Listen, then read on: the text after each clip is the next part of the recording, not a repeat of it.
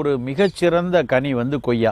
நிறைய பேர் வந்து என்ன நினைக்கிறாங்க அப்படின்னா, கொய்யா பழம்னா அது ஒரு ரொம்ப அலட்சியமாக நம்ம ஆப்பிளுக்கு கொடுக்கக்கூடிய ஒரு பெரிய அங்கீகாரத்தை வந்து கொய்யா பழத்துக்கு கொடுக்கறதில்ல.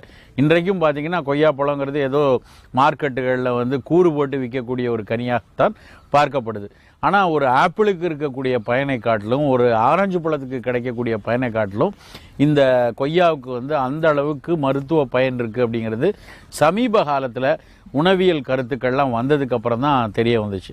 நிறைய நமக்கு வந்து வகைகள் இருந்தால் கூட வெள்ளை நிற உள்ளக்குள்ளே நம்ம கடிச்சா வெள்ளை கலரில் இருக்கக்கூடிய கொய்யாவும் சிவப்பு கலர் கொய்யாவும் தான் நிறைய நம்ம பார்க்குறோம்.